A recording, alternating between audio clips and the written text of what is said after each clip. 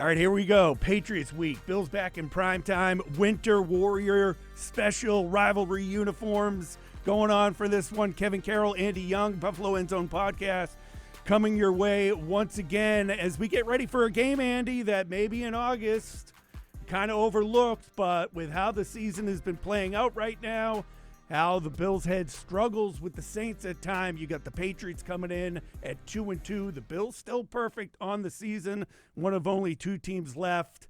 But this one, a lot of juicy storylines going into it. Before we get into all that juice, I just want to bring up how slick I think, being out at practice, the Bills' rivalry uniform helmets are.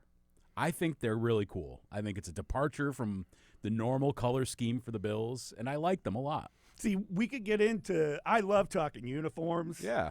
The other night with the Dolphins rivalry uniform, going all dark colors, I think the Jets are doing it too, just seems so past its time right now. Okay. So the fact that the Bills are doing the all white, the Patriots basically, when they do theirs down the road, almost mirrors the Bills, but they have a icy blue top instead of going with all white. But you're right. I like the look of it, the look of the helmets. I think they're slick. I'm one of those geeks that saw that the Bills posted a video of them putting the decals on and watched the whole darn thing. Don't get it twisted. I was out there shooting video of practice and making sure I got some close-up shots of the helmets, checking out the details, the decals. Yeah. As you mentioned, I like the patch on the shoulder that looks like cracked ice. Now, the funny thing about this, these uniforms for the rivalry series are nicknamed Cold Front. Well, it's going to be like 80 degrees on Sunday before the Sunday night football game. Probably won't be 80 at kickoff, but still, it ain't cold. Maybe it's better to wear them when it's warm out because no one wants to deal with the cold when it's actually cold out. Well, think about if they actually wore them in a snow game. If you're in one of those blinding blizzard snow games in December that we've had the last few years in Orchard Park, they wouldn't be able to see each other.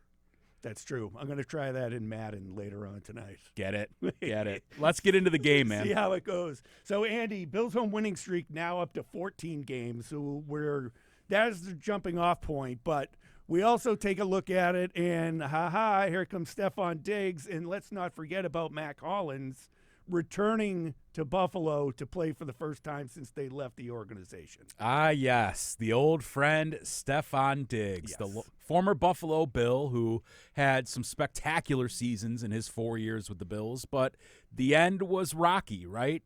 He kind of made it clear, it seems, that he wanted to get out of here. Mm-hmm. They were ready to move on. Matter of fact, they ate $30+ million in salary cap money to move him in a trade to the Houston Texans. He goes down there. Bills play the Texans at the Texans.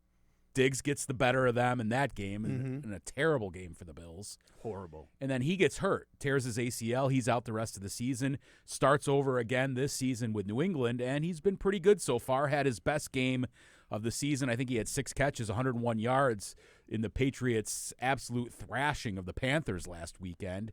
And Diggs is going to bring that energy. The players talked about it. Trey White, Ed Oliver, even Josh Allen to a degree said, look, he's going to be pumped up. He'll be ready for it. He always brings the thunder, and they got to be able to match that because he's going to go out there, and we'll see if he goes and plays catch with the kids. But do you think that Bills fans will boo him when he comes back? Is he going to get the Jack Eichel treatment? I don't think so because he did so much to help Josh Allen grow as a quarterback. Jack Eichel basically started butting heads with Sabres management over his neck. And it was before. There was stuff going on before that, Eichel too. I don't know. It wouldn't surprise me if, there were boos out there. I mean, you look at Diggs, he's a rather polarizing guy, you know. Dude's got a lot going on in his life. He now plays in New England where he told the crowd to screw after scoring a touchdown in one of the end zones. But I don't know. I don't think – I guarantee you Mack Hollins doesn't get booed. I guarantee you people still love Mack Hollins here.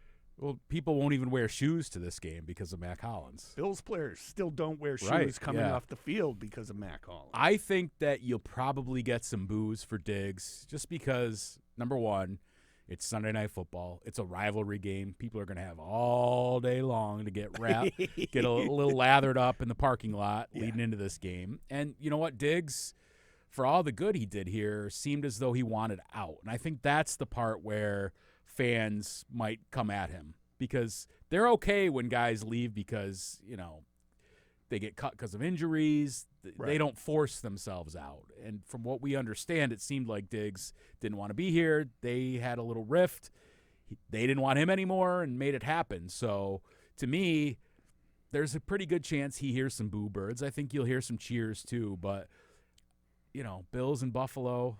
He did drop that ball against the Chiefs in the divisional round. Yeah, and that was kind of a lasting legacy for him. What I think is interesting with the whole Diggs situation is that he's kind of in a role with the Patriots right now as an older wide receiver that he was when he came to the Bills. You got a young quarterback that's developing, looking for some insurance, a guy he can go to. The Patriots have that at other levels. But Diggs is there again. It seems like almost in the same role as Drake May starts to evolve as a quarterback in his second season. And it's funny because who has Drake May drawn comparisons to? Josh Allen. Josh Allen. Right. And he's having a nice second season. He's number 1 in the NFL in completion percentage.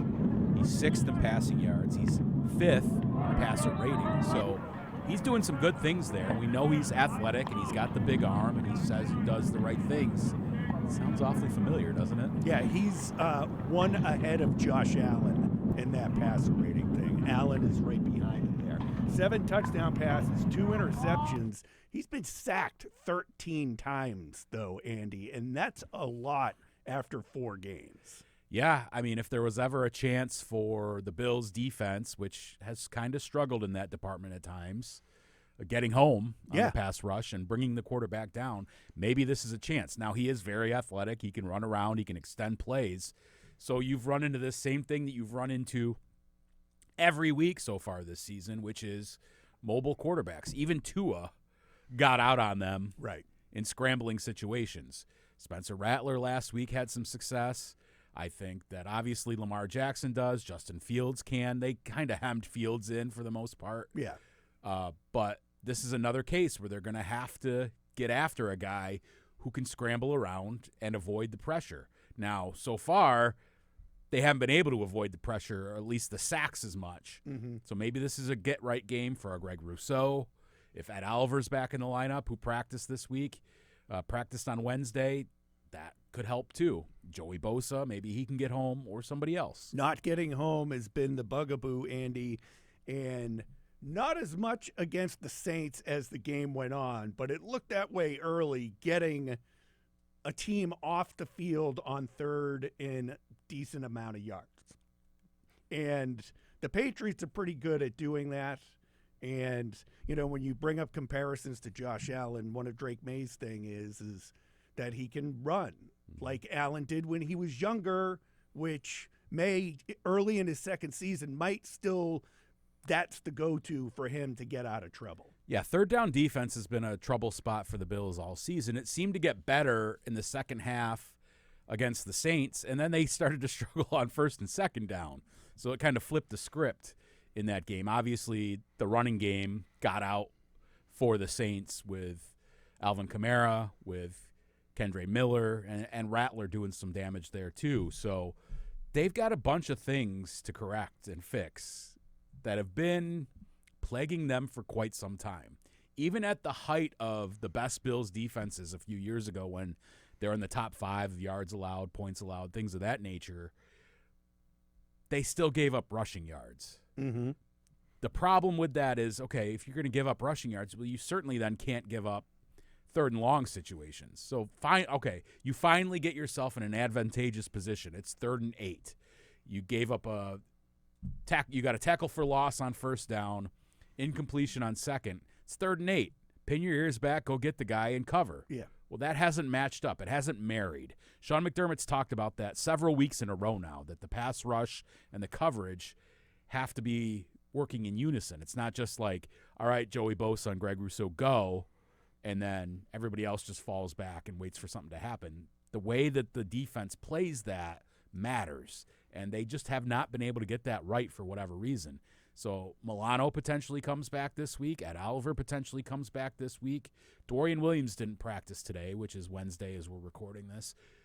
But maybe those guys can help them a little bit. But is it execution? Is it scheme? Is it philosophical? I don't understand it. How can Walker, who's coming on, help Ed Oliver out once he returns, as far as that whole scheme of getting that pressure? It's interesting, too, because Deion Walker, the rookie, has been playing some 3 technique with Ed Oliver out. So taking on that role where Daquan Jones plays the nose tackle, and to start the season, it looked like TJ Sanders was going to be the backup 3 technique to Oliver, and Deion Walker was going to be the 1 technique, which is more of the shaded over the center for those at home that kind of don't understand. Right. When we say 3 technique, that's kind of outside the guard there, the 3 gap sort of thing. How you deal with those 2 guys, it'd be nice to see the 2 of them on the field together in pass rush situations, because Deion Walker has some juice in the pass rush, and he's coming along in the run game too. If you can get the 2 of them out there together, that'd be great. Ed Oliver helps both ways. He helps the run defense. He certainly helps the pass pressure on defense as well. Yeah, keep an eye on there. This Patriots defense, on the other hand, might cause some problems for the Bills offense. We'll get into that after a quick break.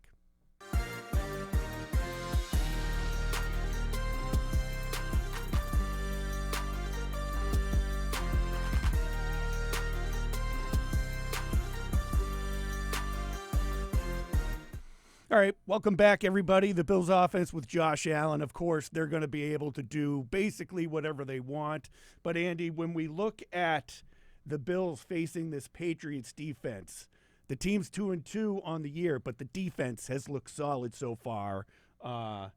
You're looking at James Cook, second just behind Jonathan Taylor in rushing, but yet you have a Patriots rush defense that is 3rd in the league at stopping the run. Yeah, good on good here. I saw some stats that they're number 2 in the league, but we're splitting hairs there, 2 or 3. It is what it is. So the Bills lead the league in rushing, and they're going against a team that has done a really nice job at stopping the run this season. And you thought that the Patriots defense, with Mike Vrabel coming in, defensive guy, part of those great Belichick defenses over the years in New England, and just a smash-mouth coach in his time with Tennessee, you thought that you were going to get a good defense out of them. And what they want to do is be strong up front. Christian Barmore leading the way there. And I think that this is going to be a really nice test for the Bills once again, who last week said that they thought the Saints had the best defense they had faced so far. This is going to be another test for them, especially on the front end, to be able to run the football and do the things effectively with James Cook that you want to see. Now, here's an interesting thing.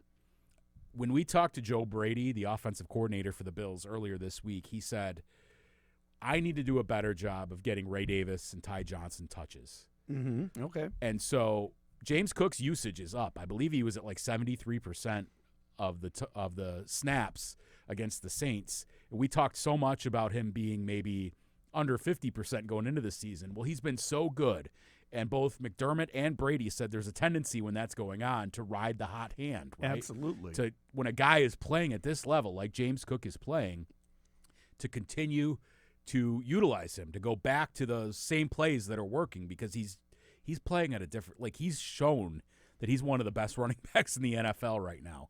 I mean, the stats don't lie. The tape doesn't lie. Behind Jonathan Taylor, come on. Right. Can't ask for much more. Yeah, I mean, look at the way he's just, I mean, in some regards, he's the MVP of the Bills. Yeah. If you don't have a guy named Josh Allen. Yeah, absolutely. Speaking of Josh Allen, they might have a tough time. The Patriots, really good at stopping the run. They're top 10 at pass defense as well, Andy, in this one. I liked what the Bills did early in the game against the Saints in the passing game, and then I know the Saints adjusted, so the Bills had to adjust what they were doing.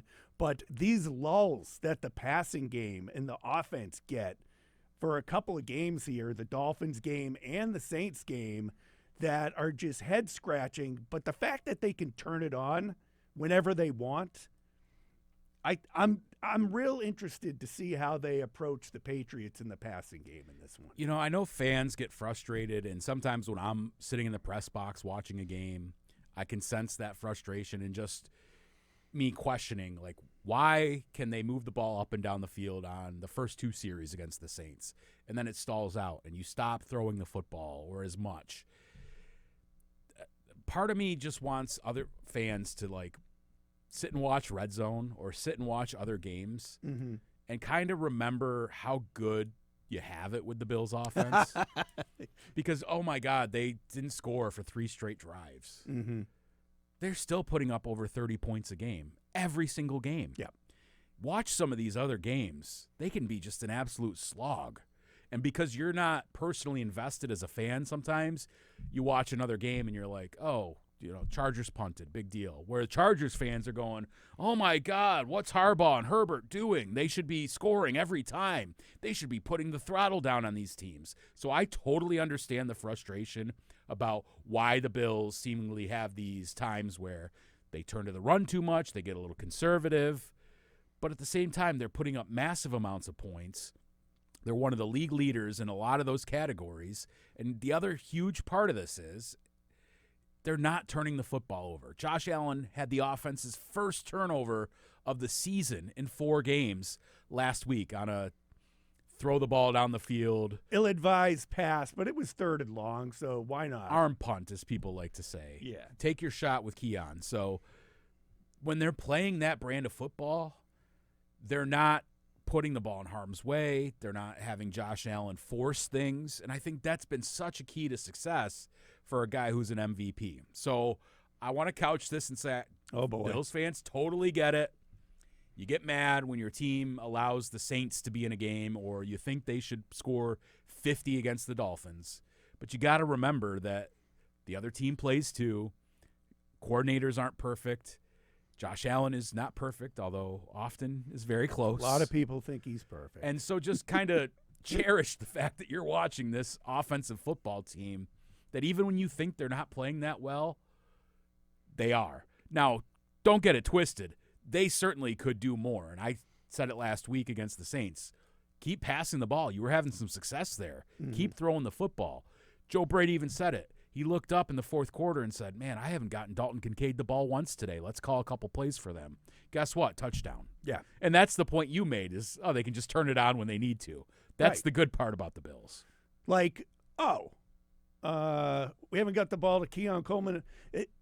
You look at the numbers Keon Coleman and Shakir are putting up, Andy, when you do this everybody eats thing, I like it. I'm not going to jump off a bridge over someone not getting as many targets as that. During the game, I was wondering why Kincaid never got the ball, but in the end, it all works out. Well, and I think people also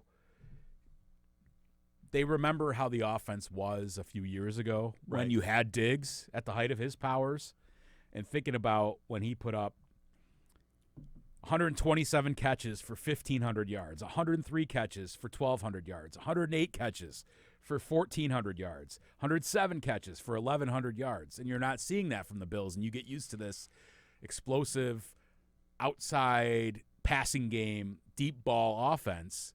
Well, they've changed the way they approach things, but they're still getting the same, if not better, results. Absolutely. Keep in mind, this is one big stat that just blew me away a couple of weeks ago when the Bills played on Thursday night.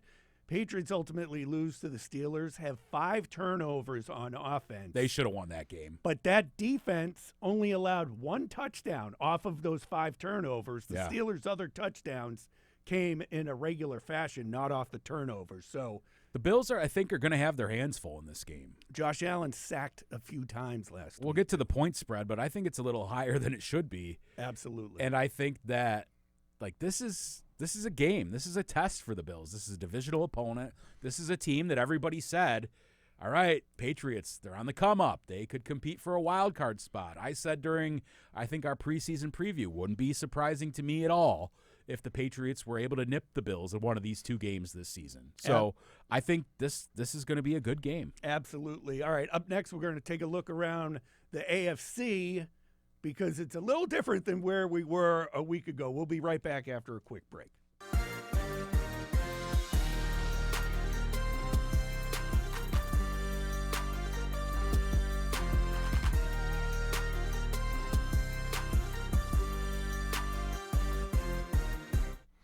All right, welcome back, everyone. Take a look around the AFC, Andy, and how maybe things are affecting the playoff picture, because now you have the Chiefs and the Ravens went head-to-head last week. Chiefs coming out on top rather convincingly. They crushed the Ravens. Convincingly.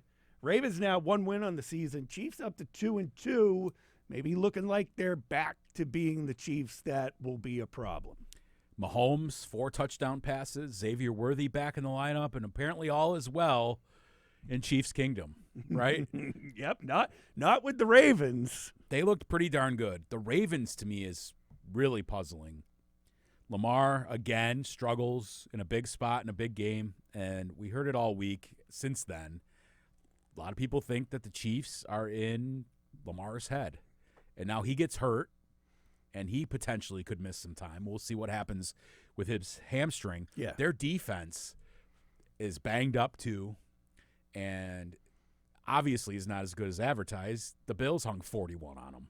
Right. When they didn't play their best game. Yeah, defense was the name of the game with the Ravens always. So now, like, you're looking at Baltimore at 1-3, like, they're in big trouble. And we said it last week on this very podcast. Whoever loses that game is in deep trouble. Yep, and that's the Ravens. Now Kansas City sitting at the 7 seed right now, 2-2. I think the Chargers lost, the Colts lost, and look at the Bills. All alone, one of 2 teams in the NFL undefeated, along with the Super Bowl champs in the other conference, the Philadelphia Eagles. Off script, who stays undefeated longer, Bills or Eagles? I'd have to look at the Eagles' schedule. But go ahead and vamp while I pull it up. Okay, I just off the top of my head with what the Bills' schedule is, without even looking at the Eagles' schedule, I think the Bills have a chance to be the last undefeated team at some point. I think the Eagles have been in some tough games. They needed, a blocked field goal a couple of weeks ago. Yeah. Eagles have Denver this week. Okay, that could be tough. At the Giants. No. At Minnesota. Could be tough. Home for the Giants. Yep. Bye week. Now here we go. At Green Bay. Okay. Versus Detroit. At Dallas. Then Chicago. The Chargers. Raiders. Commanders. Bills. Commanders. I think the Bills have a really good chance to stay undefeated. Like, that being said, when we go to pick the game, could be ending this week. Oh, yeah? Could be. K-Man's got a surprise for us. That's a deep tease. Colts, Chargers, and the Jacksonville Jaguars, now 3-1, and the Steelers, who you hate, are 3-1. I do hate the Steelers, don't I? You do. I think of all the teams in the NFL, the Steelers are my number one. I just don't care for them. Yeah. I don't know. Especially. I know you do. I never disliked the Steelers. Yeah.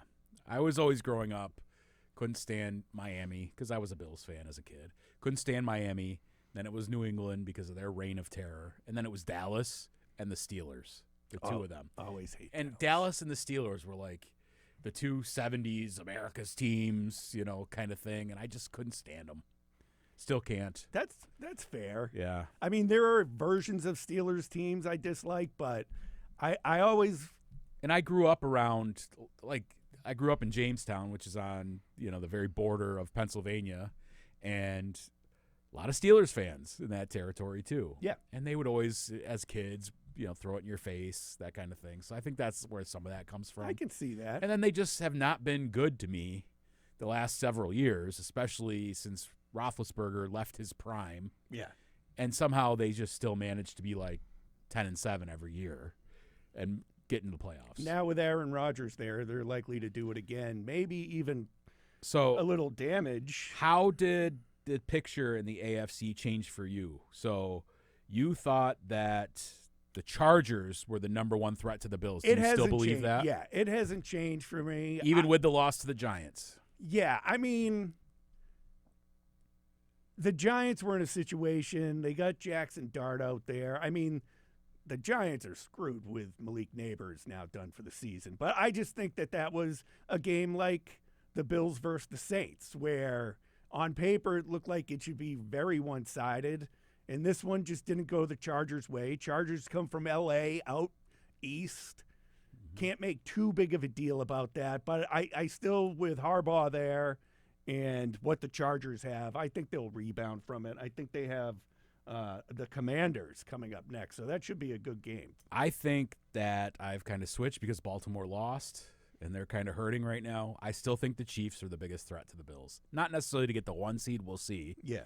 But I think you just, until they get over that hump, and if Mahomes is going to throw it around like that to Worthy, and they get Rashee Rice back, and the defense continues to play well under Spagnuolo, that scares me. What do you think about Jacksonville? I don't. Right. When I saw that they were 3-1, I was like, oh my God, because I was looking at who was it? Oh, I think they played the 49ers or something.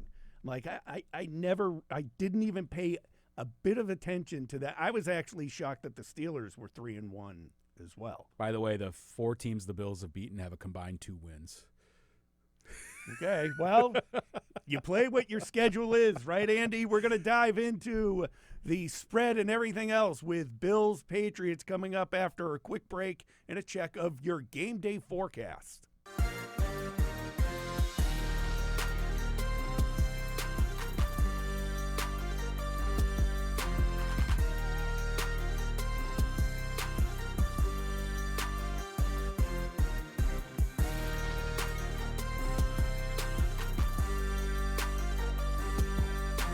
I'm Chief Meteorologist Chris Gilson with your Sunday night game day forecast for the Bills and Patriots rivalry game.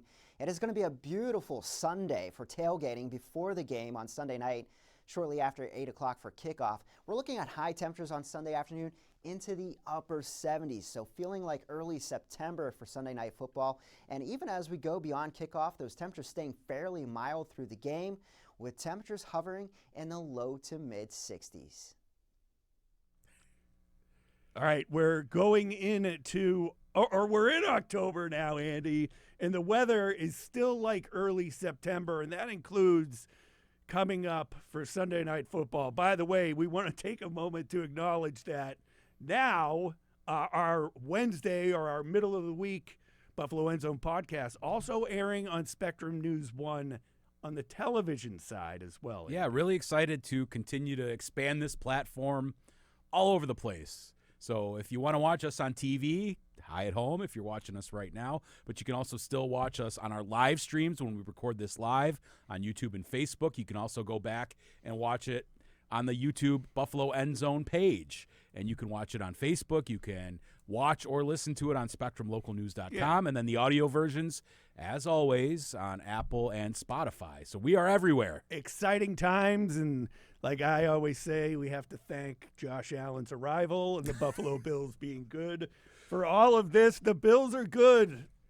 The Patriots are 500 right now, Andy. Bills minus 7.5 by BetMGM.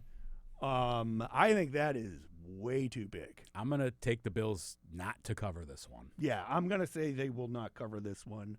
Yeah, I think this is more of a 5-point game, 4-point game, somewhere in there. 3-point game, yeah. Over under 50. Do we see a lot of points going up in this one? I think you're going to get some points because the Bills average 30 plus.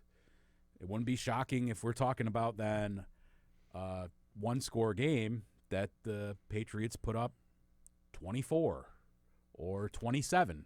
Right? Or I'll say the Bills win 31-28 and remain unbeaten on the season in this one. It will be a late field goal by Matt Prater. Yep. That's what you think? Yep. Okay.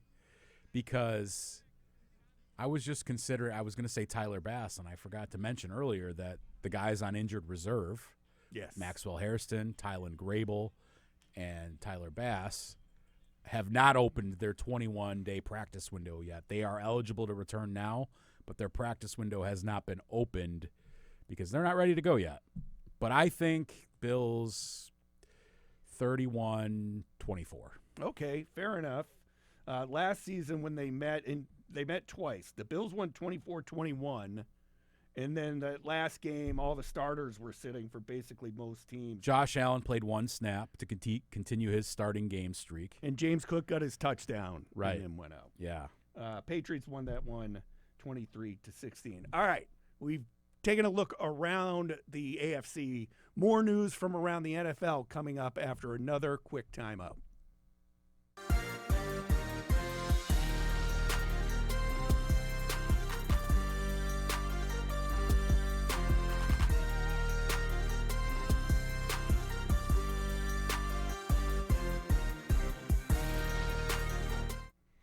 All right, welcome back, everyone. Taking a look around the NFL. Andy, how about this one? The Cleveland Browns are benching Joe Flacco. A couple of years ago, Flacco was the guy, right? The comeback player of the year because beat out DeMar Hamlin. Yeah.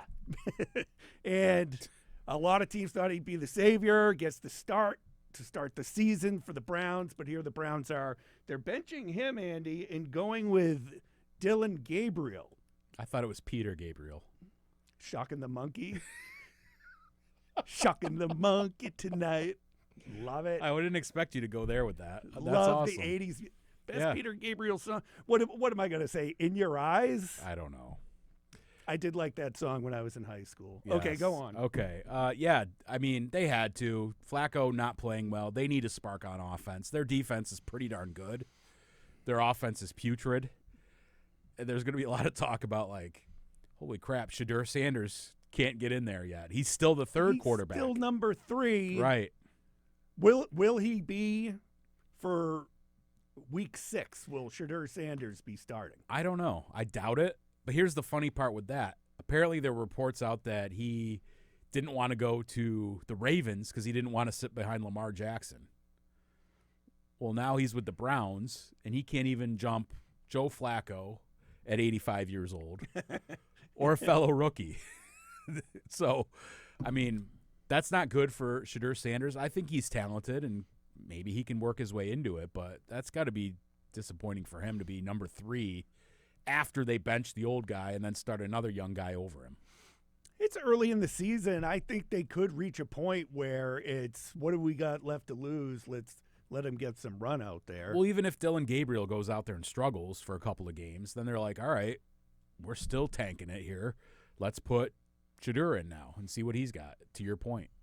I'm going to say something dorky. Okay. The only reason why I even thought of this is because, and keep in mind, I can't stand fantasy football, but I was forced to be on one, so I auto-picked my quarterbacks, Aaron Rodgers and Brock Purdy. Aaron Rodgers on a bye week. Brock Purdy came back last week dealing with a toe injury and will now be sitting out again, so I'm going to need to find a quarterback. But, again, a weird scenario to me that he would come back and then not be able to go again because it doesn't seem like he aggravated it. Is it the same injury or it's something different?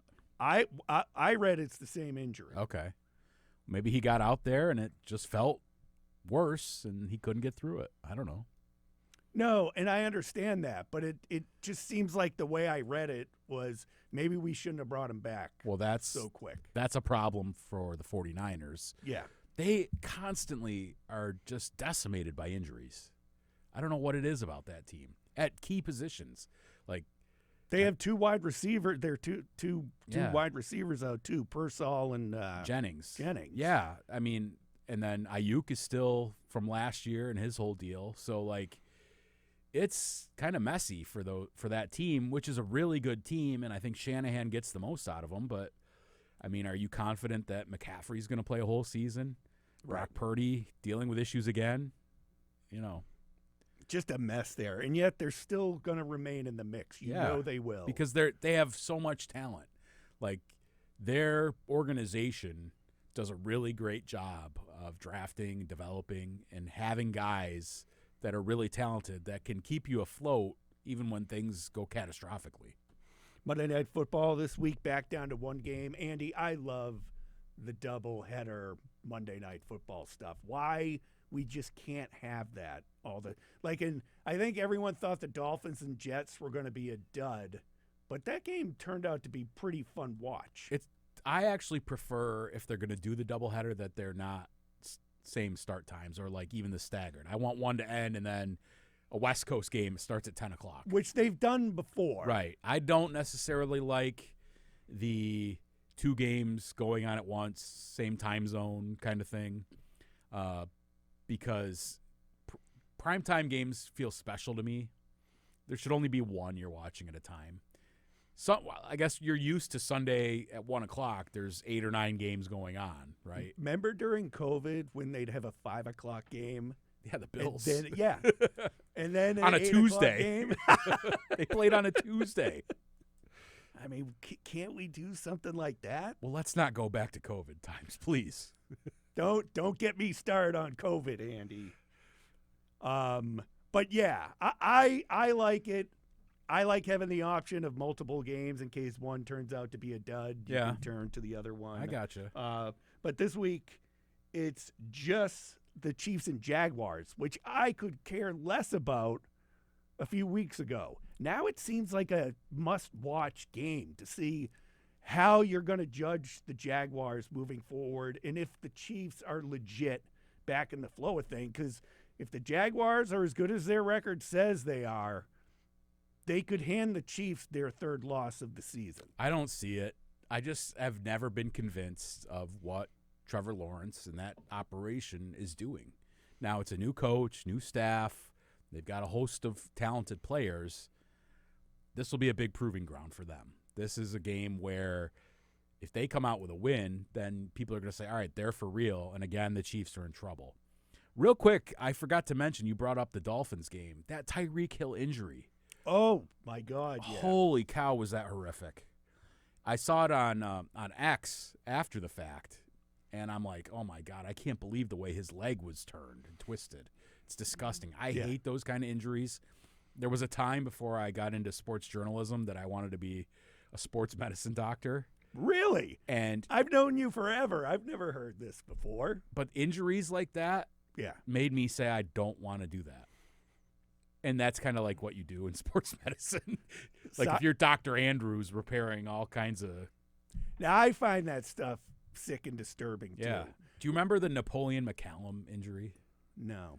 The Raiders running back that got his knee, like this is 30 years ago on Monday Night Football, and his knee just went the wrong way after a tackle. That kind of like really grossed me out. And then I would see injuries later in life as I'm like preparing to go to college, and I'm like, I don't know if this is for me. The Joe Theismann one was big as a kid because I was watching the game. And, but I will say this, early in my career, I was working out in Minot, North Dakota. I was shooting a high school basketball game. Why not in Minot?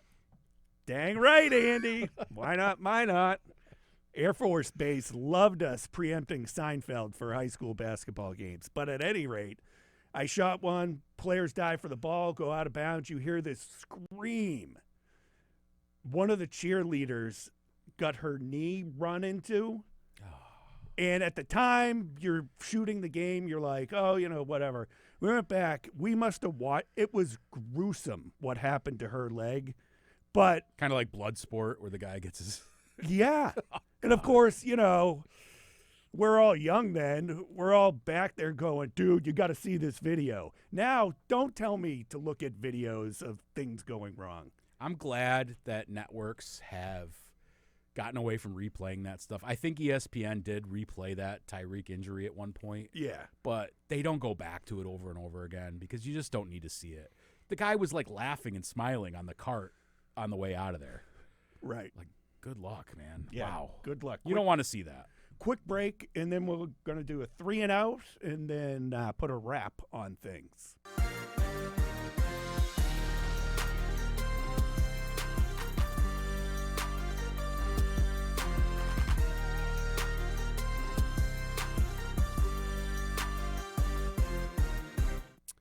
Welcome back, everyone. A little 3 and out before we go. 3 topics, not NFL or Bills related, before we hit the road. Andy, a lot being made of the Ryder Cup, fan interaction with the European team down at Bethpage Black. which a lot of people were wondering, with it being down near New York City, if there would be issues. Those Long Islanders. Those Long Islanders. But, I mean, overall, I ended up hearing more stories than noticing stuff, and you see stuff on X and social media. It looked like at the end of the day, like there were issues between golfers on the American team and the European team, and American fans going after some of the European golfers and stuff like that. But, well, Europe smoked them, so that was part of the problem. Right. I agree with Rory McIlroy, who said, I think he swore back at a fan. Yeah. They were screaming at them. It's one thing to be loud and boisterous and cheer after a shot. I think there does need to be some decorum in golf. Like, you're not at a football game. Right. It's just different. You can say, oh, NFL guys have to deal with this or whatever. It's just a different environment. Golf is like you're in nature. It's quiet. Like, if you want to go ballistic after a guy makes a big shot and root for your country, absolutely, or your continent, right? That's awesome. I'm for that. But no, people shouldn't be disrespected and sworn at. And I don't think people should be disrespected and sworn at if you're an NFL football player either. You want to boo somebody, fine. But, like, to do nasty things, say nasty things, I think that's over the top. And in golf, you know, say what you want about it, but it's more of a gentleman's game, and it should be. Brian Cox flipping off the fans back in the day. MLB playoffs are underway, Andy. It's a fast-paced start to this playoff, so what we're about to talk about can be outdated rather quickly. My Guardians, big win today. Tie the series. Yep. I'm a Red Sox guy. Game 2 with the Yankees, and the Blue Jays are sitting there awaiting that. So I haven't been a big baseball watcher for a while, but it's been a fun watch since the playoffs started. So I used to be a massive Cleveland baseball fan as a kid, and then in through college, and then my first job was in Ohio. I went to college in Ohio, so I was all over the Indians at the time, the Cleveland Guardians. And in recent years, it's like I've lost so much interest in baseball, but if they're in the pennant race in September and in the playoffs, I turn back in. So me too. I was texting our good buddy John Scott the other day, and I said, all right, time for my annual September return. What's going on with the Gardos, right? And here they are. They put up 6 runs in this game. From what I understand, that might be all they might be able to muster for the rest of the series. So I haven't dug my Red Sox hat out of storage. You usually wear a Red Sox hat. I haven't seen it in a while. My head's gotten too big for my favorite Red Sox hat. It's because the podcast is so good. Yeah. All right, real quick then, before we go, what you watching? We always talk about what we're watching, recommendations. Naked Gun, the new Naked Gun with Liam Neeson. If you want a dumb laugh, I said this about Happy Gilmore too, give it a watch, Andy. They need to do another Waterboy. No.